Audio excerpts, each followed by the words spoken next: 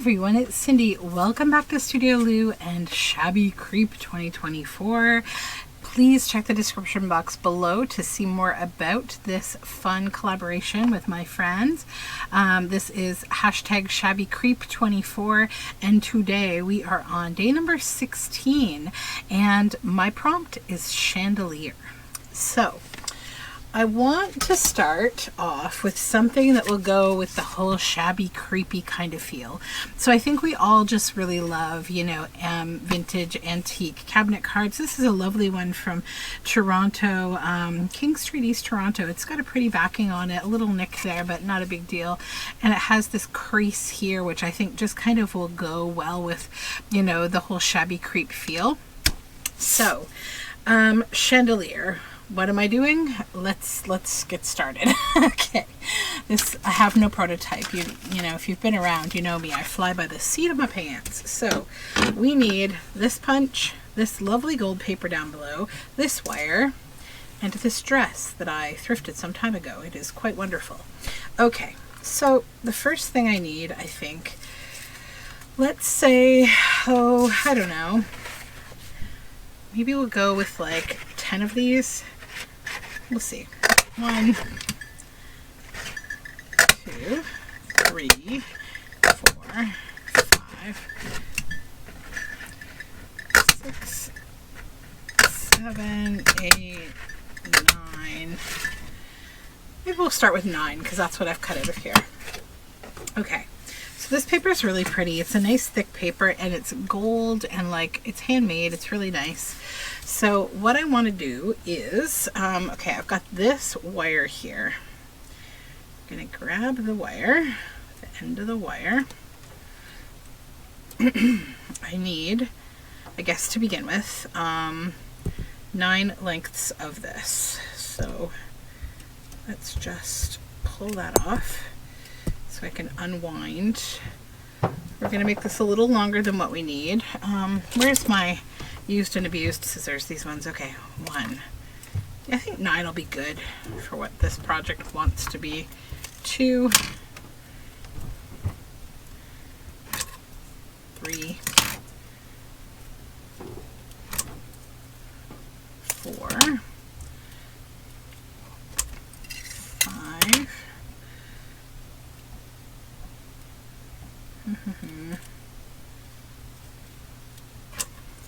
6,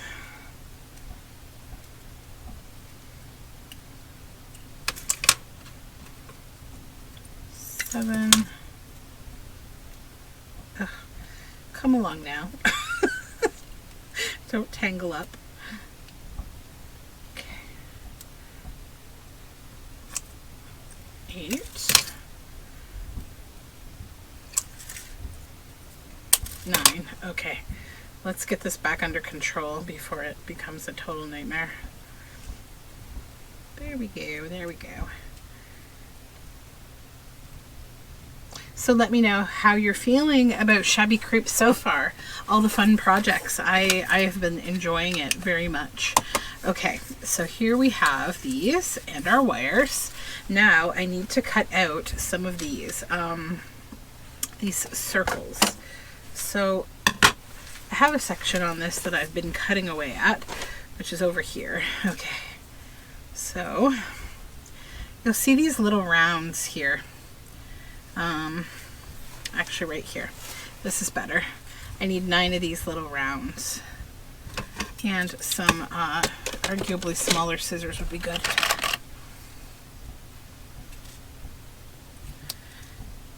Okay. 1,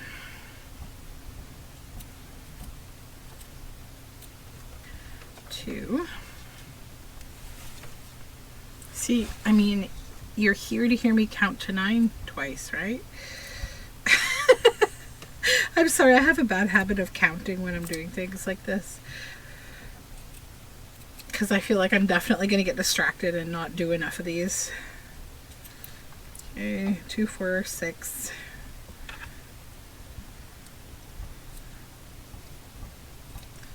7, 8, and one more. line. Okay. Now, the idea is to get rid of this dress and not mess up all these wires. Let's put this over to the side because I don't need it. This, and then we're going to create like a little assembly line here, okay? Okay. You know what? I think I need 9 more of these. I think so. Where's my punch?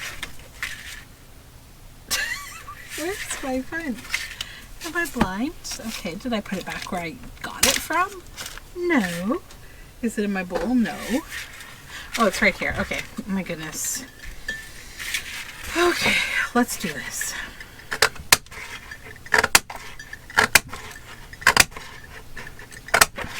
Oops, that one's no good. Actually, it's fine. It's fine. It's not going to matter.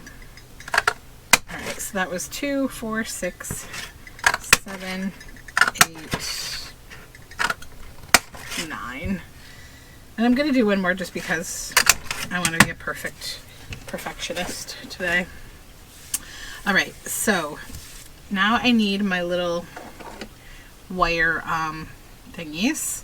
So one end of each of these make a circle. And the reason is it's just going to give us a little bit more space for what we want to do.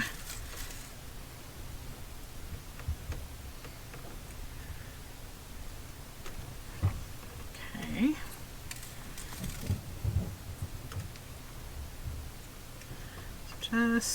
Just a couple around is fine. Oops, I'm shooting these at myself.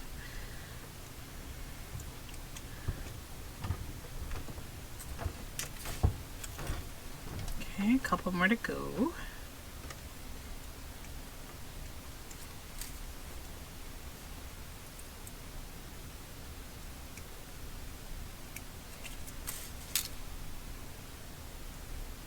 One more. There we go. All right, so we should have 9. 3, 4, 5, 6, 7, 8. Why? Where did I put the other one? Let's count again. 1. Oh, is that the other one? No. 1, 2, 3, 4, 5, 6, 7, 8. There should be one more. Maybe I didn't cut 9. See, this is why I count, you see? And even then, I still managed to not get exactly the right number somehow. Oh, yeah. Okay, there it is. It's probably that I did cut 9, but like one of them has gone on a little adventure at the back of my desk.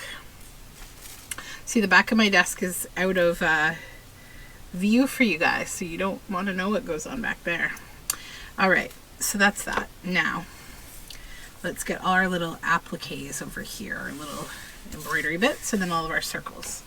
So first things first, we want to get some, what glue do I want to use? Probably Fabri-Tac, because it's a good high-test glue for this. So let's just do this like an assembly line. 1, 2, 3, 4, 5, 6, 7, 8, and 9. Set those ones aside. So they're going to go the lighter side up. Then let's just get the Fabri-Tac here, and we're going to do a nice big gob of Fabri-Tac in the middle.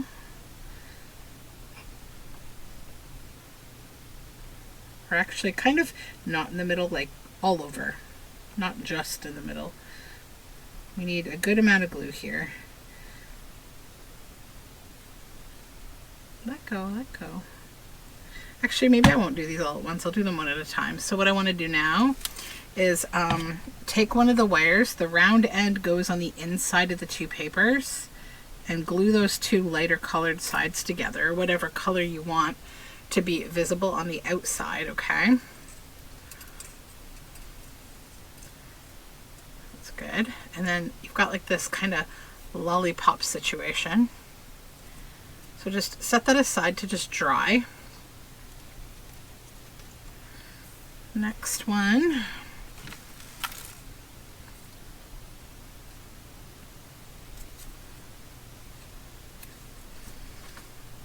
Just give them kind of a press. You know, they take a little longer than our glitter glue, so, but they're going to be really good and strong, and that's what we need for this. 2. And I'm using kind of a lighter weight wire. You don't have to use very heavy wire. This is not going to be a structural project, it's just decorative. But it will have movement, and that's what we want. I'm going to try to do like 2 at a time. That's probably a good number. So why don't I do the rest of these? I'll just take a moment and do that, and then I will come back so that you don't have to watch me do this 9 times. And then when I come back, they'll be dry and we'll do the next step.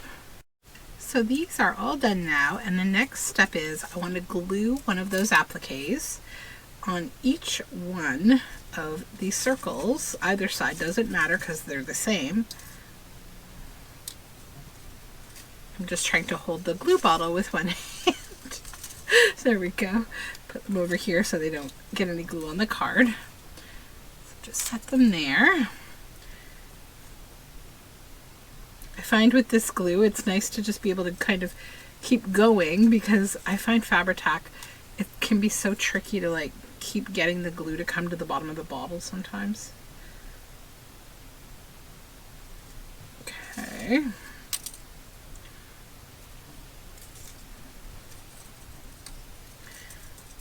A little bit of an assembly line today, but that's okay. Okay, that's done. We got a few more to go.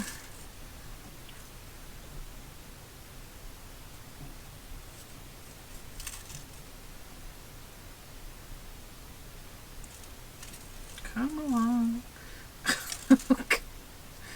So tricky with one hand. All right, let's just put this on here. And then we'll do the last one. There we go. Okay. 1. And the last one. Okay, so now we have all of these with the applique glued down. Okay. So now, let's gather them together here. Just kind of give them a little press, let them get, you know, a little connected and not dry yet, but like, you know, Fabri-Tac takes that moment to tack. So let's just let that moment come. Give them all a press. Now, this wire, like I said, I've cut it way longer than I'm probably going to need it. Okay. So now pick up the card here. And you want to bend the wire down this way, because we're creating like a chandelier over her head. So you're going to kind of gather these at the back of the card. And just at different heights, kind of. Don't worry about the positioning too hard right now, but just put them at some varying heights, okay? Some longer, some shorter. And I don't even know if I'll need all 9 of these, but I might.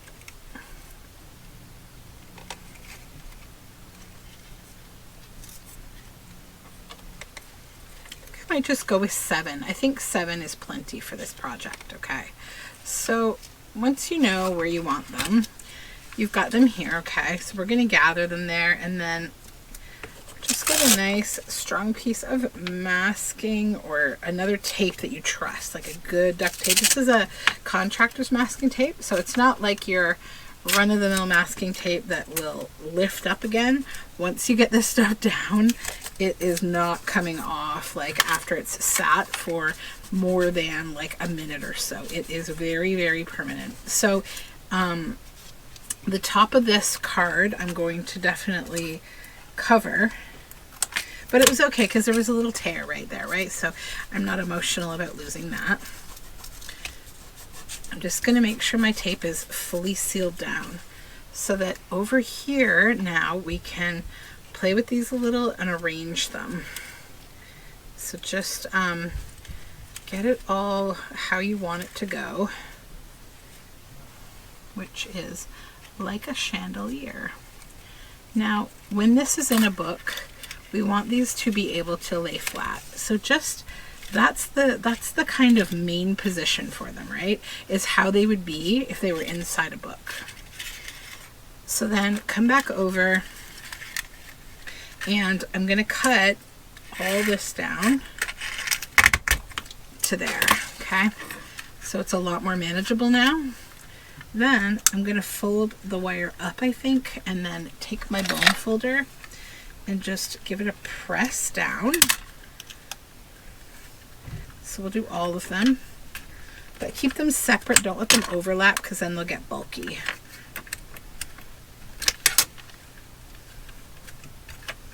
This would also be a nice piece for a cover of a book. But this is the kind of thing I like to put in that front pocket of a journal. Then add another piece of good strong tape on top. Okay. Now, if you wanted to still keep this part of the card down here, you could. You could just cover it with, you know, some black at the top like that. I, however, want this to be a full journal card, so I'm going to use some nice heavier paper. I'm even thinking that would be nice on the back, like that would be a nice accent. Yeah, let's back it with that paper. It's really nice. So I'm just going to take my glue stick and glue this all down onto the paper.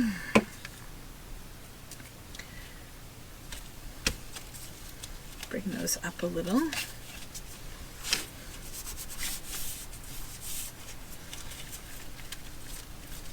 And then you can kind of manipulate them up, get them out of your way, get all the glue out from under them.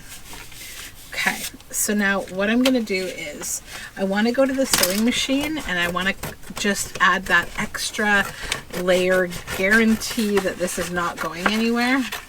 So I'll cut this out like so. And then I'm going to go over to the sewing machine and I'm going to stitch all the way around. Now remember how I told you don't get these on top of each other? Just be a little careful as you're stitching and you'll be okay. So I'll be right back. Okay, so there we go. I've stitched all the way around.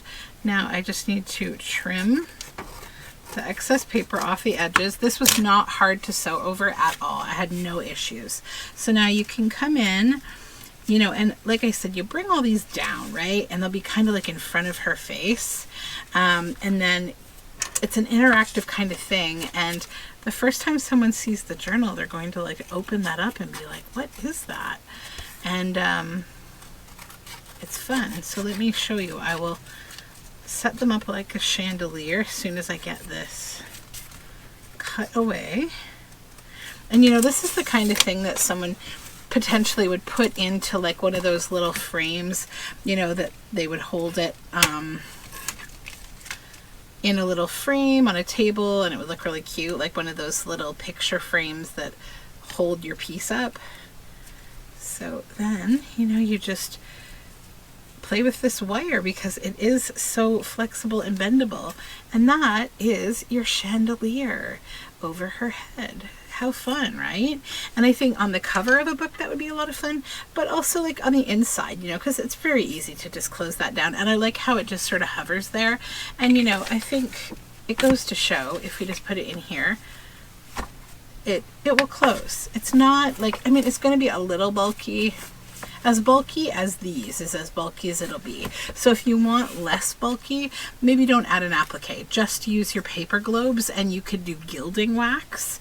Another fun thing you could play with would be like if you wanted to do this as like an art piece or something that sat on the outside of a book, you could also wrap and wire an LED light string on these if you wanted. But then keep in mind, you're going to have to plug it in somewhere. So that would probably truly be like an art piece that would need a frame to sit. But that is my chandelier for this cabinet card, and I'm pretty happy about it. I think it's going to be a lot of fun in my journal. So thank you for joining me for this fun Shabby Creep day. Make sure that tomorrow you head on over to Wasteland Creations because she's going to be covering tea time. Until next time, have a creepy day. Bye for now.